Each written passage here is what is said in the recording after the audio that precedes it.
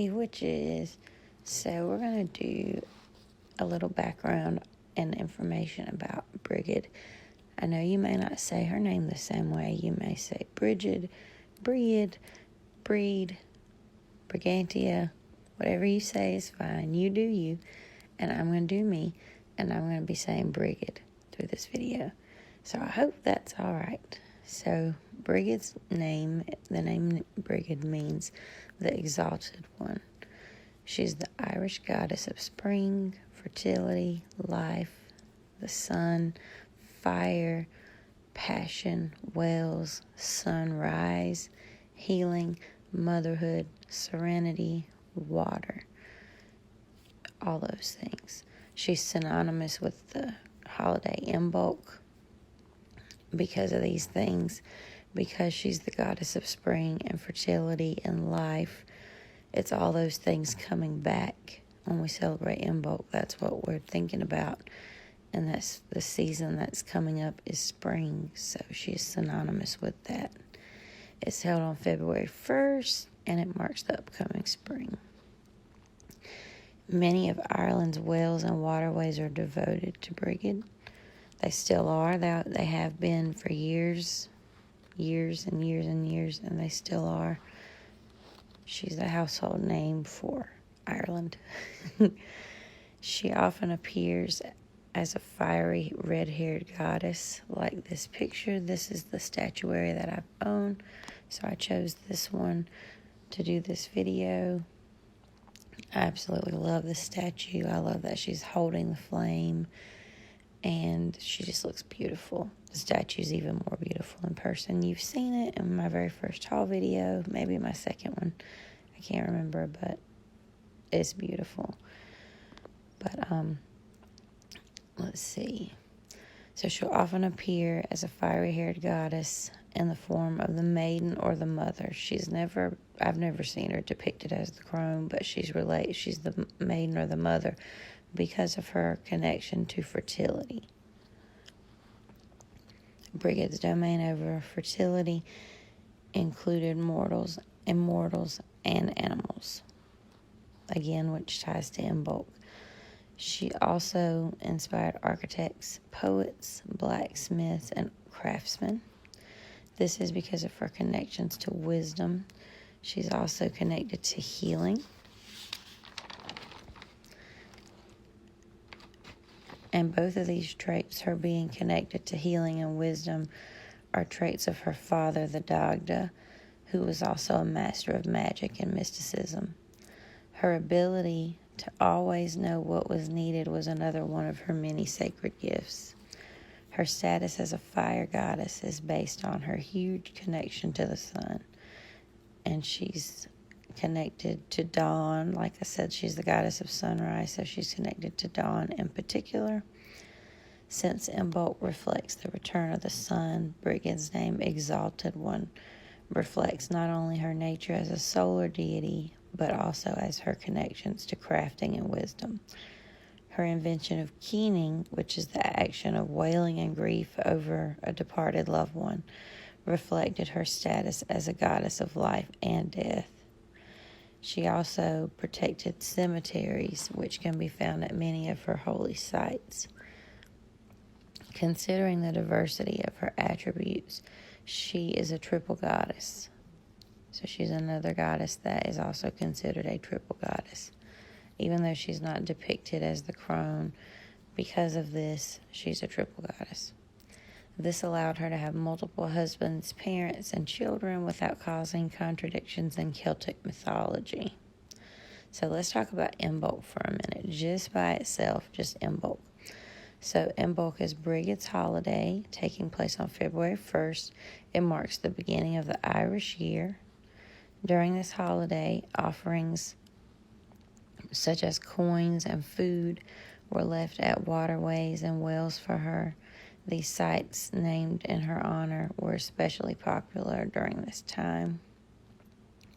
Those seeking blessings would ask for healing or protection or inspiration.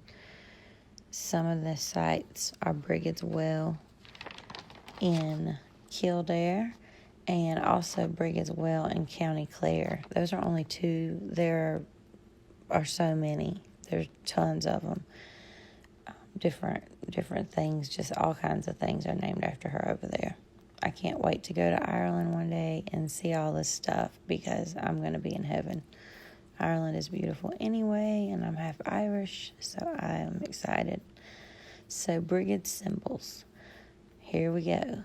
Wells, waterways, sunrise, the sun, Brigid's cross, the serpent, spring, a harp, an anvil, fire, birds, flowers such as rowan, snowdrop, basil, heather, and angelica. I know all those aren't flowers, but those are other things she's related to. The only two flowers are the rowan and the snowdrop, and then she's also related to basil, heather, and angelica. I think heather is a flower too. She's also symbolized by milk, especially sheep's milk, and hibernating animals, corn dolls, lambs, dairy cows, the hearth, bells, and the number 19. There are more than that. Those are just the most significant ones. There are so many. It just depends where you look. That some of them just appear, but I got all those together, thinking those were the ones that related the most to her.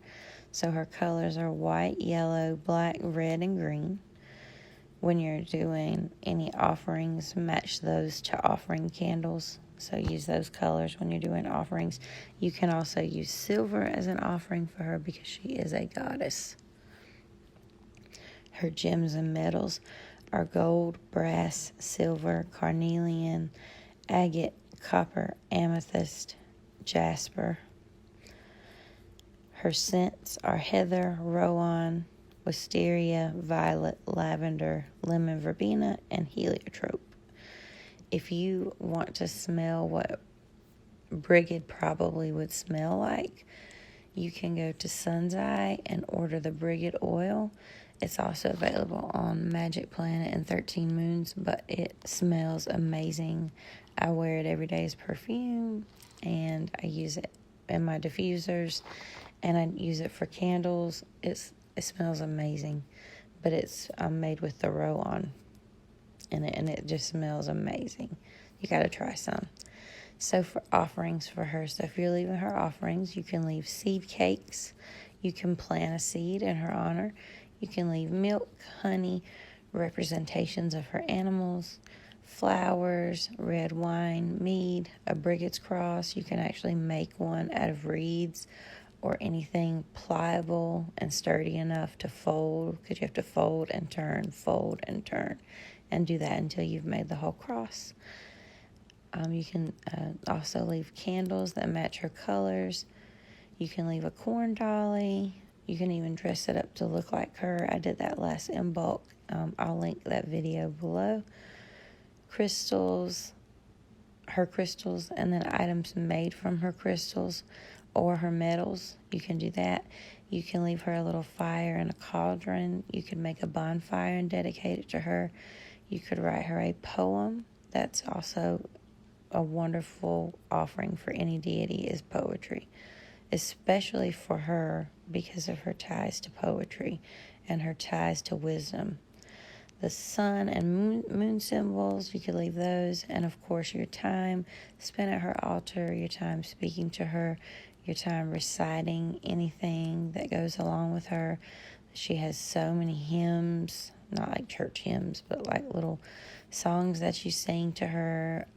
There's lots of little pagan hymns and lots of little pagan prayers, and it's just great. There's so many things that we can choose from. So her for spells that you can work on with her: fertility, healing, protection, abundance, sun magic, which would be weather magic when you want the sun to come out, or any other kind of sun magic you want to do, self-love, creativity, inner peace, water spells, fire magic, wishing, longevity, and new beginnings. And I will have links for a couple of ideas about spells that would go along with these, and some links for in bulk, and a couple other things that you'll like, some evocations and invocations. I will leave those too.